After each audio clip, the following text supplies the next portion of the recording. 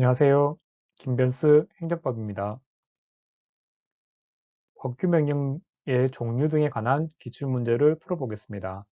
먼저 문제를 풀고 영상을 보시길 바라겠습니다. 1번 법규 명령이 구체적인 집행 행위 없이 직접 개인의 권리 의무에 영향을 주는 경우 처분성이 인정된다. 법규 명령은 일반적 추상적 규율이기 때문에 원칙적으로 처분성이 없습니다. 하지만 예외적으로 구체적인 집행 행위 없이 직접 개인의 권리 의무에 영향을 주는 경우에는 처분성이 인정되죠. 1번 지문은 맞는 지문입니다. 2번 법규 명령이 법률에서 위임받은 사항에 관하여 대강을 정하고 그 중에 특정 사항에 대하여 범위를 정하여 하위 변명에 다시 위임하는 경우에는 재위임이 허용된다. 전면적 재위임을 하는 건 금지됩니다. 하지만 위임받은 사항에 대해서 대략적으로 정한 다음에 다시 위임을 하는 것은 허용이 되죠. 이번 지문은 맞는 지문입니다. 3번 조례에 대한 법률의 위임은 반드시 구체적으로 범위를 정하여 해야 한다. 법규 명령에 대해서 법률이 위임을 하려면 구체적으로 범위를 정해서 해야 하고 일반적이고 포괄적인 위임은 안 되는 게 원칙입니다. 하지만 조례는 예외인데요. 조례는 지방의회가 만들어서 민주적 정당성이 있기 때문에 예외를 인정하고 있는 것입니다. 그래서 조례에 대한 법률의 위임은 포괄적이어도 괜찮죠. 그래서 3번 질문에서는 반드시 구체적으로 범위를 정해야 된다고 했기 때문에 3번 질문은 틀린 질문입니다.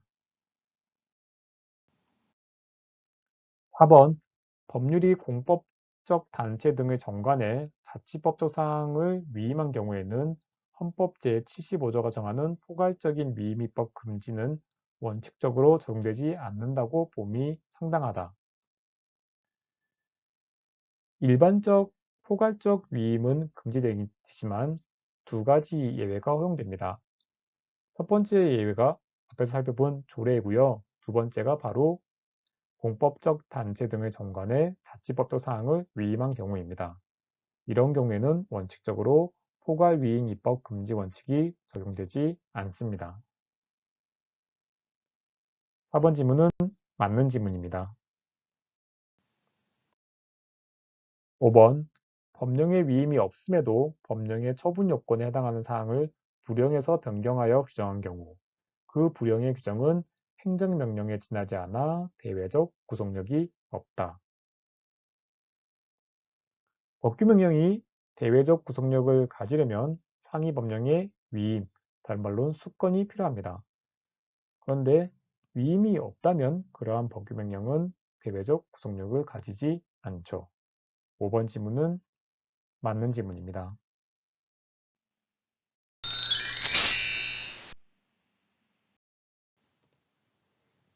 6번 국회 전속적 입법사항은 반드시 법률에 의하여 규정되어야 하며 입법자가 법률에서 구체적으로 범위를 정하여도 법규 명령에 위임될 수는 없다. 국회 전속적 입법사항은 법률로 규정하는 게 원칙이긴 합니다. 하지만 예외는 있어서 국회 전속적 입법사항이라고 하더라도 세부적 사항에 대해서는 구체적으로 범위를 정한 다음에 법규 명령에 위임을 할 수 있는 것이죠. 위임이 될 수 없다고 했기 때문에 6번 지문은 틀린 지문입니다. 7번 법규 명령이 법률상 위임의 근거가 없어 무효이더라도 나중에 법률의 개정으로 위임의 근거가 부여되면 그때부터는 유효한 법규 명령으로서 구속력을 갖는다. 법규 명령이 유효하려면 위임이 필요하다고 여러 번 설명드렸습니다. 그런데 위임의 근거가 없다가 나중에 위임의 근거가 생기면 그때부터는 유효한 법규 명령이 되는 것이죠. 7번 지문은 맞는 지문입니다. 8번 위법한 법규명령은 무효가 아니라 취소할 수 있다. 행정행위에는 공정력이 있지만 법규명령에는 공정력이 없습니다. 그러니 위법한 법규명령은 취소할 수 있는 게 아니라 무효인 것이죠. 취소할 수 있다고 설명한 8번은 틀린 지문입니다.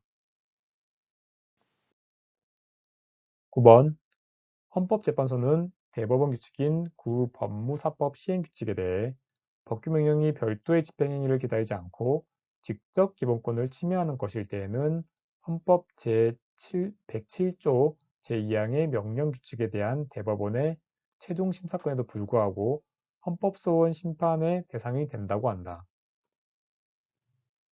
명령규칙에 대한 심사권은 원칙적으로 대법원이 갖는 게 맞습니다. 하지만 예외적으로 법규명령이 별도의 집행행위 없이도 직접 기본권을 침해하면 헌법소원 심판의 대상이 된다는 것이 헌재의 태도이죠.